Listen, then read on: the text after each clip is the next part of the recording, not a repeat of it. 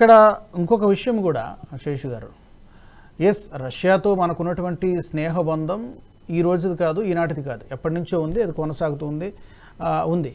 But at the same time అమెరికాని పూర్తిగా మనం పక్కన పెట్టేసే పరిస్థితి కూడా లేదు అంటారు చాలామంది. ఇప్పుడు అమెరికాతో కూడా మనకి కొన్ని అవసరాలు ఉన్నాయి, ఆయుధాల కొనుగోలు విషయంలో, కొన్ని వాణిజ్య సంబంధాల విషయంలో అమెరికాతో కూడా కొంత అవసరం, మనకు పూర్తిగా అమెరికాతో మాకు సంబంధం అవసరం లేదని పూర్తిగా చెప్పే పరిస్థితి ఉందా? అసలు మనకి లేదు కదా, ఆ బ్యాలెన్స్ మెయింటైన్ చేయాల్సిన అవసరం కూడా ఉంది కదా.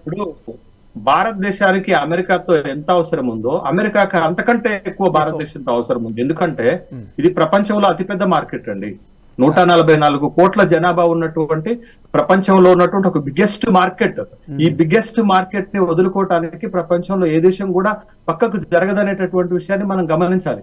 కాబట్టి వాళ్ళ మనకి రక్షణ పరంగానో ఆయుధాల పరంగానో అమెరికా తోటి కొన్ని సంబంధాలు నిలుపుకోవాల్సినటువంటి అవసరం ఉంది, వ్యాపార పరంగా సంబంధాలు పెట్టుకోవాల్సినటువంటి అవసరం ఉంది. కానీ ఇప్పుడు గ్లోబలైజేషన్ ప్రాసెస్ లో ఏ దేశం కూడా ఒంటరిగా బ్రతికేటటువంటి అవకాశం ఉండదు, ఒంటరిగా ప్రాక్టీస్ చేసుకునేటటువంటి అవకాశం ఉండదు, ఐసోలేషన్ ప్రాక్టీస్ ఏ దేశానికి ఉండేటటువంటి అవకాశం లేదు.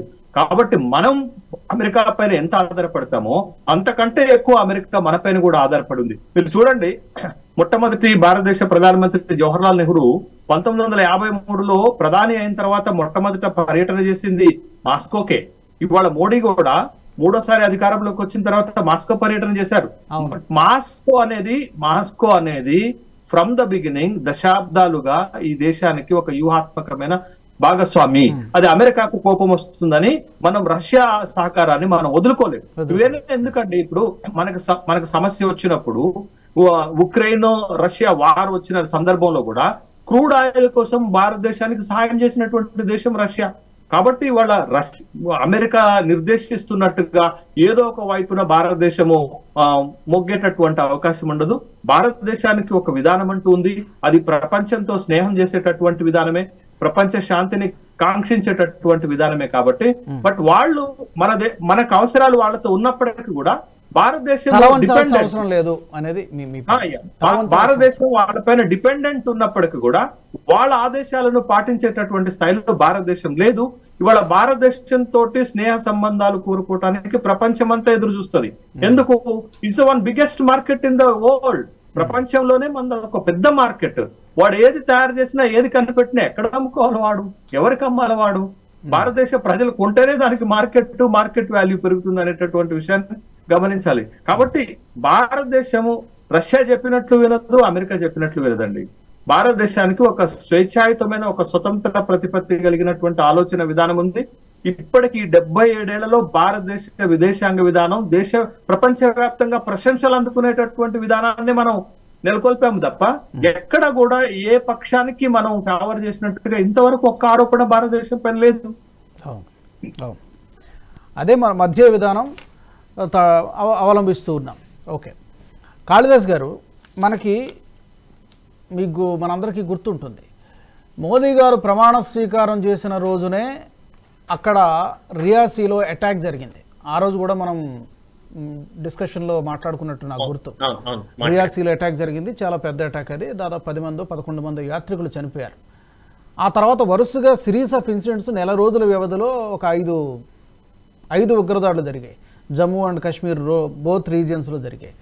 అండ్ అగైన్ మళ్ళీ నాటకీయంగా పుతిన్ని మోదీ గారు కలిసినప్పుడు కూడా మరోసారి ఇక్కడ కదువాలో మళ్ళీ అటాక్ జరిగింది రీసెంట్లీ.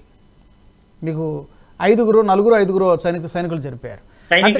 గ్రెనేడ్స్ వేసి కాల్ చేశారు. అంటే అక్కడ స్థలంలో దొరికినటువంటి ఆయుధాలు కూడా ఏదో M4 ఏదో అనుకున్నాం అప్పుడు. ఆ రోజు యూ కెన్ టెల్ క్లియర్లీ అవన్నీ కూడా అమెరికన్ మేడ్ గన్స్ అని మనం అప్పుడు కూడా డిస్కస్ చేసుకున్నాం. అంత మాత్రాన వాళ్ళే ఇచ్చి ప్రోత్సహించారని మనం డైరెక్ట్గా ఆరోపించలేం, కానీ అవకాశం కూడా లేకపోలేదు అనేటువంటి ఒక వాదన కూడా ఉంది. ఏమంటారు? కొన్ని రిపోర్ట్స్ వచ్చాయండి, అమెరికా CIA కూడా కొంచెం వ్యతిరేకంగా పనిచేస్తుందని 2-3 చోట్ల రిపోర్ట్స్ చూశాను నేను నాకున్న ఇన్పుట్స్ లో. అమెరికా ఆయుధాలలో చాలా ఓపెన్ మార్కెట్ అండి, ఎవరైనా కొనుక్కోవచ్చు అన్నట్టు. దాదాపుగా అక్కడున్న వ్యక్తిగతమైనటువంటి సెక్యూరిటీ పాలసీస్కి, ఎందుకంటే చాలా హ్యూజ్ చేసాము, తర్వాత విసిరేసినట్లు ఉండేటువంటి సిటీస్ చాలా ప్రాంతాలు ఉన్నాయి. సో వ్యక్తిగతమైన రక్షణ కోసం వాళ్ళ పాలసీ ప్రకారం ఆయుధాలు ఓపెన్ మార్కెట్. సో ఈ ఓపెన్ మార్కెట్ వాళ్ళకి తెలియదా ఇది ప్రపంచ శాంతి కోసమో ఎవరి కాపలా కోసమో వాడేవి కావు. ఇంత ఓపెన్ మార్కెట్ కనుక ఉంటే 90% తీవ్రవాదుల చేతిలోనూ సంఘ విద్రోహ శక్తుల చేతిలో వెళ్తాయని వాళ్ళకి తెలియవా? స్పష్టంగా తెలుసు, వాళ్ళకి అన్నీ తెలుసు, ఇందాక వారు చెప్పినట్టు. కాకపోతే వీళ్ళందరూ మౌత్ కా సోదాగర్ టైప్ అండి. వీళ్ళందరూ వాళ్ళ ఆయుధాలు కానివ్వండి, వాళ్ళవి ఎంత మార్కెటింగ్ అయితే వాళ్ళకి అంత మంచిది, ఎంతమంది కొనుక్కుంటే అంత మంచిది, దానికి తగ్గట్టే ప్రొడక్షన్ ఉంటుంది. సో అంటే అంతా ఒక గొంతు కోసే వ్యాపారం అండి వాళ్ళది. ఎక్కడ వాళ్ళకి ఏమి ఒక విలువలు, ఒక ప్రత్యేకమైన బంధాలు, పైకి కబుర్లు ఎన్నైనా చెప్తారు. కానీ ఇప్పుడు ఉదాహరణకి మీరు అడిగారు తీవ్రవాదం. ఇప్పుడు మరి Osama bin Laden world trade centers మీద అంత దెబ్బ కొట్టినప్పుడు, తోరాబురా గుహల నుంచి ఎవరికీ తెలియకుండా పారిపోయి పాకిస్తాన్లో ఆశ్రయం కల్పించుకున్నప్పుడు దాదాపు 2.5 ఏళ్ల పాటు సిఐఏ విస్తృతమైన అధికారాలు ఆ రోజుల్లో ఉన్న ప్రెసిడెంట్ బుష్ ద్వారా సంపాదించి ఒసామా బిన్ లాడెన్ని అద్భుతంగా ట్రాక్ చేసి అహర్నిశలు శ్రమించి అంతం అందించాయి. మరి పాకిస్తాన్ ద్వారా అందుతున్నటువంటి తీవ్రవాదులకి ఈ రోజు కూడా మన ప్రాణాలు కూడా అంత ముఖ్యమేగా, మన దేశ సార్వభౌమాధికారం కూడా అంత ముఖ్యమేగా. తీవ్రవాదుల ఏరివేతలో మనకి ఎంత సహాయం చేసింది అమెరికా? పెద్ద ఏం చేయలేదు, మహా అయితే గ్రే లిస్ట్లో కొంతవరకు పెట్టకపోవటం. సో వాళ్ళ దగ్గర ఈ ప్రొడ్యూస్ అవుతున్నటువంటి M4 అవి అప్పుడు ఆ రోజు చెప్పాం, ఒరిజినల్గా M14 అవి లాంగ్ బ్యారెల్లో ఉండేటువంటి గన్స్, దాని మీద యుద్ధంలో తీసుకువెళ్ళొచ్చు. కానీ ఈ తీవ్రవాదులు అవి వాడేటప్పుడు M4 అన్నది కొంచెం తక్కువ సైజు రైఫిల్, దాన్ని చాలా అవలీలగా మోసుకెళ్ళచ్చు, చాలా ఈజీగా లోడ్ చేయొచ్చు. తీవ్రవాదులు కావాల్సింది అదే కదా, అంటే రెప్పపాటులో అటాక్ చేసి పారిపోవాలి. ముఖ్యంగా కాశ్మీర్ లాంటి టెర్రైన్లో ఇప్పుడు ఏం చేస్తున్నారు, ఎంటైర్ ఫోకస్ జమ్మూ మీదకి షిఫ్ట్ అయింది. మీరు చెప్పినట్లు ఎస్, మన ప్రధాని అంతకుముందు అక్కడ ప్రమాణ స్వీకారోత్సవం రోజు ఎగ్జాక్ట్ గా అదే రోజున రియాసీలో అటాక్, ఒక మెసేజ్ ఇచ్చినట్టుగా చాలా ప్రీ ప్లాన్డ్ గా. మీరు చాలా పెద్ద హీరో అనుకుంటున్నటువంటి బీజేపీయో నరేంద్ర మోడీ గారు, జయశంకర్ గారు ఎవరైనా కానివచ్చు, మేము మాత్రం ఇక్కడ అణువణువున విస్తరించి ఉన్నాము. మాకు ఎప్పుడు కావాలంటే ఎప్పుడు, అప్పుడు ఎక్కడ కావాలంటే ఎక్కడ, ఎవరిని కావాల్సి వస్తే వాళ్ళని మేము టార్గెట్ చేయగలము. ఇక్కడ చూడండి, వాళ్ళు చాలా జాగ్రత్తగా చూస్తే ఒకరోజు ఒక పూట సివిలియన్స్ని అటాక్ చేస్తున్నారు. గత 9 రోజులుగా నేను విశ్లేషిస్తున్నాను.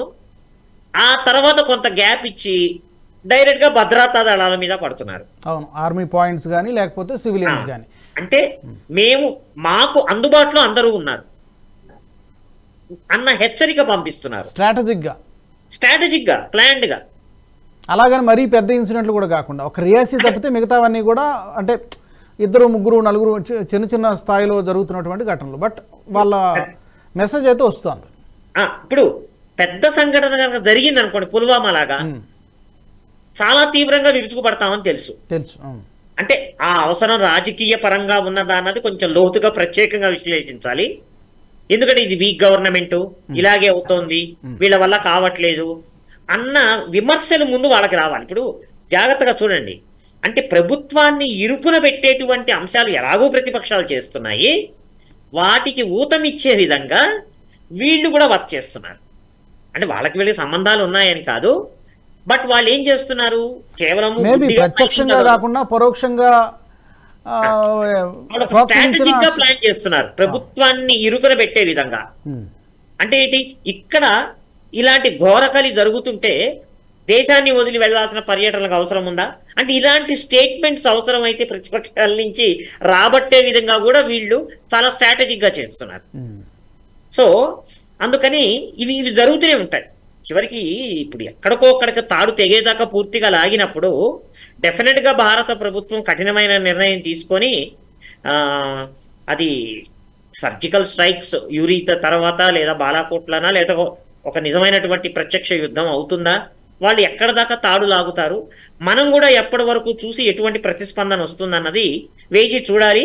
కానీ ఇందాక మీరు చెప్పినట్టు ఆ ఓపెన్ మార్కెట్ చాలా దొరుకుతాయండి అమెరికా నుంచి వచ్చేవి, అందులో పెద్ద ఆశ్చర్యం లేదు. ఎందుకంటే వాళ్ళకి ఫండింగ్ వాళ్ళు ఇవ్వకపోయినా ఇతర ముస్లిం దేశాల నుంచి చాలా ఫండింగ్ వస్తుంది, చాలా ఆయుధాలు వస్తున్నాయి, రకరకాల, ఎందుకంటే విస్తృతమైనటువంటి సముద్ర మార్గం ద్వారా చాలా వస్తున్నాయి. అక్కడి నుంచి చైనా, నేపాల్, అంటే భారతదేశాన్ని చుట్టుముట్టున్నటువంటి అన్ని ప్రాంతాల నుంచి కూడా డ్రగ్స్, మందు, ఆయుధాలు అన్నది విస్తృతంగా దొరుకుతున్నాయి వాళ్ళకి. అది కాక వాళ్ళకి కాశ్మీర్లో, ముఖ్యంగా కాశ్మీర్ లోయ అయిన తర్వాత జమ్మూ ప్రాంతాల్లో ఇటీవల జరుగుతున్న పరిణామాలు చూస్తే స్లీపర్ సెల్స్ చాలా సహకరిస్తున్నారని స్పష్టంగా అర్థమవుతోంది. వాళ్ళ దగ్గర ఈవెన్ చదివాను నేను, దాదాపుగా ఎవరిదో వాళ్ళ పైన రైఫిల్ ఎక్కువ పెట్టి తీవ్రవాదులకి భోజనము, ఆశ్రయము బలవంతాన తీసుకున్నారన్న వార్త కూడా వచ్చింది. అంటే వాళ్ళు విస్తరించి ఉన్నారు, ఒక్కొక్క సమయము ఒక్కొక్క పరిస్థితిని బట్టి సవాల్ విసురుతున్నారు. ఇది జరుగుతుంది. ఎగ్జాక్ట్లీ. శేషు గారు, మనం చూస్తే కొద్ది రోజుల కిందటే, అంటే అమెరికా నేరుగా స్టేట్మెంట్లు ఇవ్వడం కొన్ని సందర్భాల్లో జరిగింది.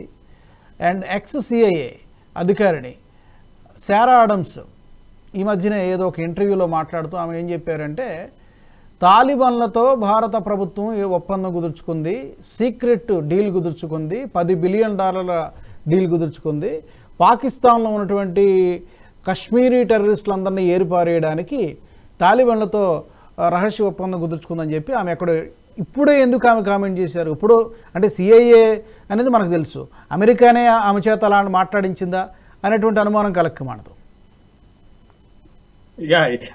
తాలిబాన్లతోటి భారతదేశానికి ఆఫ్ఘనిస్తాన్ ప్రభుత్వానికి ఏ స్థాయిలో దౌత్య సంబంధాలు ఉన్నాయనేటటువంటి విషయం ఆమె చెప్పాల్సినటువంటి అవసరం ఉంటుంది. బట్ భారతదేశము తాలిబాన్ల సహకారం తీసుకోవాల్సినటువంటి అవసరం భారతదేశానికి లేదనే విషయాన్ని కూడా మనం గమనించాలి. అయితే ఇక్కడ నాకు ఒక అంశం ఏంటంటే, నాకు ఒక అనుమానం ఏంటి అంటే, ఇప్పుడు అమెరికాకి భారతదేశం ఒక విజ్ఞప్తి చేస్తుంది, మీరు పాకిస్తాన్ తో స్నేహ సంబంధాలు వదులుకోండి, పాకిస్తాన్ లో ఉన్నటువంటి టెర్రరిస్టు గ్రూపులకు మీరు సహాయక సహకారాలు అందించటము, ఆయుధాలు అందించడం మానివేయండి అంటే మానివేస్తుందా? అట్లాగే మనం భారతదేశము రష్యాతోటి స్నేహ సంబంధాలు కొనసాగించొద్దని అమెరికా చెప్తే మనం వింటామా? ఇవాళ రష్యా ఒక పక్క చైనా తోటి సంబంధాలు కొనసాగిస్తున్నప్పుడు భారతదేశానికి చైనాకి ఇప్పుడు కొద్దిగా ఇబ్బందికరమైనటువంటి పరిస్థితులు ఉన్నప్పుడు మనం రష్యా తోటి ఎట్లా స్నేహ సంబంధాలు చేస్తామనంటే, రష్యా మనకి వ్యూహాత్మకమైనటువంటి భాగస్వామి కాబట్టి మనం చేస్తున్నాం, కానీ వాళ్ళు చైనాతో సంబంధాలు కలిగి ఉన్నారు కాబట్టి ఆటోమేటిక్ గా రష్యా మనకి శత్రు దేశం అని మనం ఎట్లా భావిస్తాం? అదే కదా భారతదేశం దగ్గర ఉన్నటువంటి ఒక గొప్ప దౌత్య నీతి అనేటటువంటి విషయాన్ని మనం గమనించాలి. తర్వాత ఇప్పుడు మనం మాట్లాడుకుంటున్నటువంటి అంశాలు ఏంటి అని అంటే, భారతదేశంలో ఇప్పుడు 370 ఆర్టికల్ తీసివేసిన తర్వాత కొంతవరకు జమ్మూ అండ్ కాశ్మీర్ లో పరిస్థితులు మన చేతుల్లోకి వచ్చాయి, అదుపులోకి వచ్చాయని మనం అనుకుంటున్నటువంటి నేపథ్యంలో ఇప్పుడు ఆ పరిస్థితిని అది కాదు మీరు అనుకుంటుంది, ఇంకా జమ్మూ కాశ్మీర్ అనేది ఒక తీవ్రమైనటువంటి పరిస్థితిలో ఉన్నటువంటి ప్రాంతంగానే గుర్తించాలనే ఉద్దేశంతో మీకు వ్యూహాత్మకమైనటువంటి అటాక్స్ జరుగుతున్నట్టుగా మనం చూడాలి. భారతదేశానికి ప్రధానమంత్రి ప్రమాణ స్వీకారం చేస్తున్న రోజునే అక్కడ మిలిటరీ ట్రూప్స్ పైన దాడి చేయటము, తర్వాత ప్రధానమంత్రి విదేశీ పర్యటనలో ఉన్న సందర్భంలో మాస్కోలో చర్చలు జరుగుతున్నటువంటి సందర్భంలోనే దేశ సైనికులపైన ఉగ్రవాదులు, తీవ్రవాదులు దాడి చేస్తున్నటువంటి క్రమము, తర్వాత జమ్మూ కాశ్మీర్ లో వరుస అటాక్లు చేస్తున్నటువంటిది ఏంటి అని అంటే, జమ్మూ కాశ్మీర్ ఇంకా అశాంతిలోనే ఉంది, శాంతి భద్రతలు అక్కడ పూర్తి స్థాయిలో క్షీణించాయి అని చెప్పేటటువంటి ఒక సందేశాన్ని ఇవ్వటం అయితే, రెండోది మనం నిశ్చితంగా కొంత పరిశీలన చేయాల్సినటువంటి అవసరం ఉందండి. దేశంలో తీవ్రవాదం చాప కింద నీరు లెక్క విస్తరిస్తుందా అనేటటువంటి ఒక అనుమానాలు కూడా కలుగుతున్నాయి. ఎందుకనంటే ఇటీవల జరిగినటువంటి లోక్సభ ఎన్నికల్లో ఖలిస్తాన్ కి మద్దతుదారుడైనటువంటి అమృత్ పాల్ సింగ్ పంజాబ్ నుండి ఎంపీగా గెలిచారు. తర్వాత మీకు జమ్మూ కాశ్మీర్ నుండి రషీద్ అనేటటువంటి ఆరోపణలు ఉన్నటువంటి వ్యక్తి కూడా స్వతంత్ర అభ్యర్థులుగా గెలిచారండి. వీళ్ళు లోక్సభకి స్వతంత్ర అభ్యర్థులుగా గెలిచి ఇప్పటికి జైల్లో ఉన్నారు. వాళ్ళు ఇంకా ప్రమాణ స్వీకారం చేయనటువంటి లక్షల ఓట్ల మెజార్టీ తోటి గెలుస్తున్నారు. ఇదే విషయాన్ని మనం ఇంకొక కోణంలో కనుక మనం చూస్తే, మా కెనడాలో నిజ్జర్ హత్య జరిగింది. ఖలిస్తాన్ ఉద్యమానికి నేతృత్వం వహిస్తున్నటువంటి నిజ్జర్ హత్య జరిగితే ఆ హత్యకు భారతదేశ ప్రభుత్వానికో లేకపోతే భారతదేశంలో ఉన్నటువంటి అధికారులకు ఏదో సంబంధం ఉన్నట్టుగా ఒక ఒకటి క్రియేట్ చేసేటటువంటి ప్రయత్నం జరిగింది. నిజ్జర్ చనిపోయినటువంటి సంవత్సరం తర్వాత మీకు కెనడా పార్లమెంట్ లో నివాళి అర్పించిన సందర్భం ఉంది. జస్టిన్ ట్రూడో భారతదేశాన్ని ఆ హత్యతో ప్రమేయం ఉన్నటువంటి దాన్ని నిరూపించేటటువంటి ప్రయత్నాలు చేసినటువంటి సందర్భం ఉన్నది. ఆ సందర్భంలో కూడా అమెరికా జోక్యం చేసుకున్నటువంటి విధానాన్ని మనం చూసాం. ఇవన్నీ సంఘటనలు, ఇన్సిడెంట్స్ మనం చూస్తుంటే ఒక పక్క కాశ్మీర్ లోను, ఇంకొక పక్క పంజాబ్ లోను చాప కింద నీరు లెక్క తీవ్రవాదాన్ని, ఉగ్రవాదాన్ని మళ్ళా భారతదేశం మీదకి రుద్దాలనేటటువంటి ప్రయత్నాలు జరుగుతున్నాయా? వీళ్ళకి ఆయుధాలు మీరు అంటున్నట్టు M4 లాంటి రైఫిల్స్ అందుతున్నాయనంటే అది ఓపెన్ మార్కెట్ లో ప్రైవేట్ ఎకానమీ కాబట్టి అమెరికా వాడు ఎక్కడున్నా ఎవరికైనా అమ్ముకుంటాడు. వాడికి వీడికే అమ్మాలి, ఈ గ్రూప్ కు అమ్మొద్దు అనేటటువంటి నిబంధనలు లేవుండవు. అసలు ఆయుధాలు తయారు చేస్తున్నారంటే, ఆయుధాలు అమ్ముతున్నారంటే ప్రపంచ శాంతి కోసం అమ్ముతున్నారు. అవన్నా అక్కడక్కడ టెర్రరిస్టు గ్రూపులకు ఇస్తున్నారంటే ఆ దేశాలను అలజడులు లేపటం, ఉగ్రవాద సంస్థలను పోషించటం, వాళ్ళపైన ఆధారపడేటట్టు చేసుకునేటటువంటి ఒక ఇంపీరియలిజం పాలసీలో కూడా అమెరికా పనిచేస్తుంది. అది మొదటి నుంచి అమెరికాకు ఉన్నటువంటి ఒక నేచర్ ఏంటంటే ఒక ఇంపీరియలిజం పాలసీలో. ఇప్పుడు పాకిస్తాన్ ఎందుకు ఎంకరేజ్ చేస్తున్నారు? అమెరికా ఇప్పుడు మనం రష్యా తోటి మొదటి నుంచి స్నేహ సంబంధాలు ఉంటే ఎట్ ద సేమ్ టైం మీకు అమెరికా పాకిస్తాన్ ఎందుకు ఎంకరేజ్ చేస్తుంది? పాకిస్తాన్ లో ఉన్నటువంటి టెర్రరిస్ట్ గ్రూపులకు ఆయుధాలు ఎక్కడి నుంచి వస్తున్నాయి, ఫండింగ్ ఎక్కడి నుంచి వస్తుంది అనేటటువంటి విషయం ప్రపంచం జగమెరిగిన సత్యమే కదా. డబుల్ స్టాండర్డ్ అంటే ఇది. ఒకవైపు ఏమో ఉగ్రవాదాన్ని ఆపాలని చెప్తుంటారు, మరో పక్కేమో పాకిస్తాన్కి ఏమో ప్రత్యక్షంగా, పరోక్షంగా, ఆర్థికంగా, ఇంకా ఇతర రూపాల్లో సహాయం చేస్తుంది. అంతే కదా. ఇవాళ పాకిస్తాన్ లో ఉన్నటువంటి తీవ్రవాద గ్రూపులన్నీ కూడా వాళ్ళు ఎవరు వాళ్ళ ఆయుధాలు వాళ్ళకి సప్లై చేస్తున్నారు, వాళ్ళకి ఎవరు మద్దతు ఉంది, ఈవెన్ పాకిస్తాన్కి ఎవరు మద్దతు ఉంది అనేటటువంటి విషయం చాలా స్పష్టమే కదా. ఇప్పుడు మారినటువంటి పరిస్థితులలో గత 3 దశాబ్దాలుగా అంటే 90s తర్వాత ప్రపంచం అనివార్యత ఒకటి ఏర్పడిందండి ప్రపంచంలో. ఏంటి అని అంటే అది ప్రపంచీకరణ ధోరణి అనేటటువంటి ఒక అనివార్యత ఏర్పడటం వల్ల భారతదేశంతో స్నేహ సంబంధాలు నిలుపుకోవాలని అమెరికా ప్రయత్నం చేస్తుంది.